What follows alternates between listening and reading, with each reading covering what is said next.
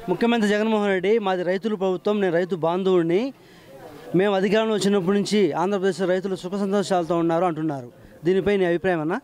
కమలాపురం నియోజకవర్గంలో రవీంద్రనాథరెడ్డి గారు 2019 ఎలక్షన్లకు ముందు ఒల్లూరు మండలంలో ఉన్న 6 చెరువులకు లిఫ్ట్ ఇరిగేషన్ ద్వారా నీళ్ళు ఇస్తా అని చెప్పి ఆయన సొంత మేనలుడు జగన్మోహన్ రెడ్డి గారితో ఒక చెరువుకున్న నీళ్లు నింపినాడా?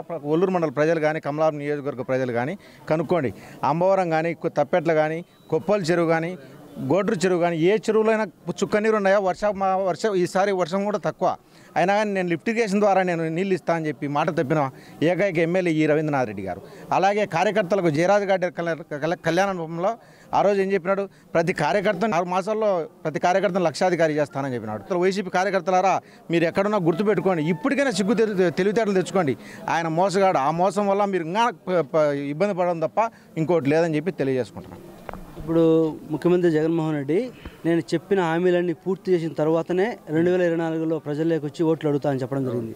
ఈరోజు మద్యపానం కానీ, సీఎస్ కానీ ఇలాంటివి ఏమీ అమలు చేయకుండానే బస్సు యాత్ర వస్తున్నాడు. దీనిపై నీ అభిప్రాయం? దాన్ని మేకపోతు గాంభీర్యం అంటారు. కింద పడతా ఉన్నా కానీ మేము మళ్ళీ నిలబడతాం, మళ్ళీ మేమే వస్తామని చెప్పుకుంటున్నారు. మొత్తం ఎటువంటి హామీలు నెరవేర్చలేదు. మద్యపాన నిషేధం పూర్తి చేసిన తర్వాతనే నేను వచ్చి ఓట్లు అడుగుతానని చెప్పినాడు. ఆ మాట ప్రతి చిన్న పిల్లోని వీడియోలో కూడా ఉంది. యూట్యూబ్లో ఎన్ని రీల్స్ చూస్తున్నారు, ప్రజలు గమనిస్తున్నారు. ఖచ్చితంగా బుద్ధి చెప్తారు. మీ నియోజకవర్గంలో ప్రజలే వచ్చి ప్రజల సమస్యలు అడిగి తెలుసుకుంటున్నాడా? సమస్యలు కాదా, ఆయన సొంత సమస్యలు మాత్రమే ఆయనకు పట్టినాయి. కమలాపురం నియోజకవర్గంలో ఆయన వీరనాయపల్లి మండలంలో ఒక 300 ఎకరాల ల్యాండ్ తీసుకొని, భూములు తీసుకొని అక్కడ చేపల చెరువు పెట్టుకొని తన చెరువుకు మాత్రమే నీళ్లు పెట్టుకుంటా అభివృద్ధి పక్కన పెట్టి తన స్వార్థం కోసం తన పనులు చూసుకుంటానే తప్ప ఎక్కడ కూడా అభివృద్ధి అంటూ ఎక్కడ జరగలేదు. రానున్న ఎన్నికల్లో మీ నియోజకవర్గంలో ఏ పార్టీ అభ్యర్థి గెలుస్తాడంటావు? తెలుగుదేశం పార్టీ పుత్తా నరసింహారెడ్డి గారు. మన రాష్ట్రం బాగుపడాలంటే ఎవరు ముఖ్యమంత్రి? బాబు రావాలి. నమస్తేనా? నమస్తే అండి. ఎలా ఉంది నా జగన్ పాలన? దరిద్రంగా ఉంది. మా దరిద్రంగా అయితే ఉంది. రాష్ట్రం అంతా చాలా మంది అన్యాయం అయిపోతున్నారు. చెత్తకు వేసిన ముఖ్యమంత్రి చెత్త ముఖ్యమంత్రి. దేశంలో ఎవరు అంటే చెత్త ముఖ్యమంత్రి చెత్తకు పండేసినాడు.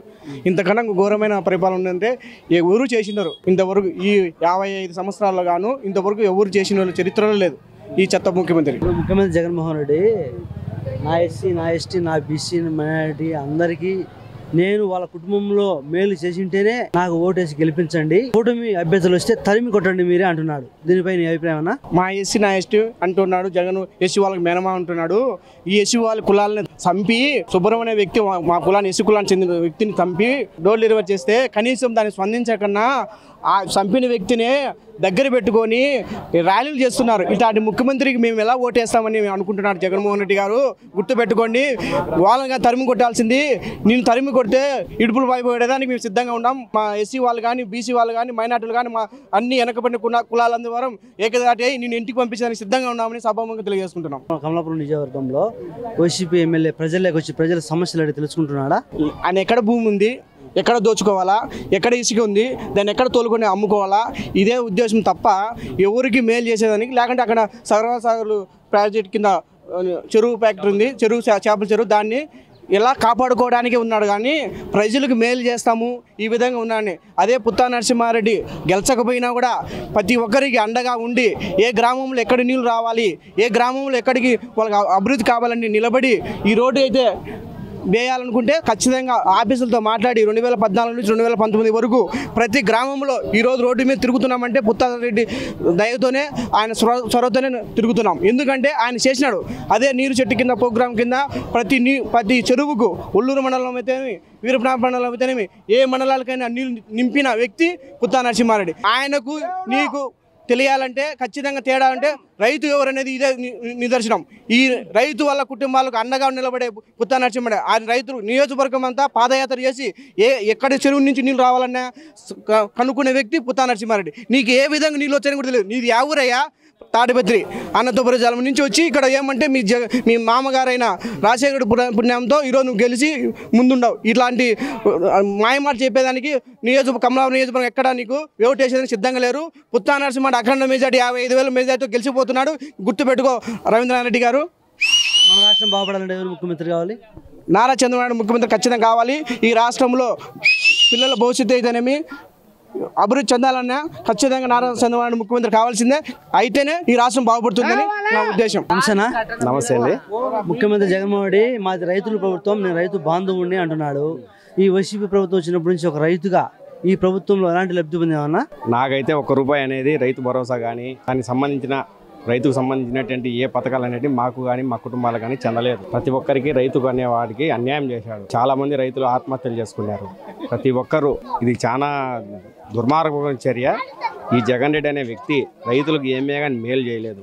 ప్రతి ఒక్కరు అన్యాయము అబద్ధాలు చెప్పి ప్రతి ఒక్కరికి న్యాయం చేస్తాము, న్యాయం చేస్తేనే ఓటు వేయండి, లేకపోతే ఓటు వేయద్దని చెప్పాడు. కానీ ఆయన 5 ఏళ్ళు 4 సంవత్సరాల 10 నెలలు ఇంట్లోనే కూర్చొని తాడేపల్లి నుంచి ప్రతి ఒక్కరికి బటన్ నొక్కుతానని చెప్పాడు.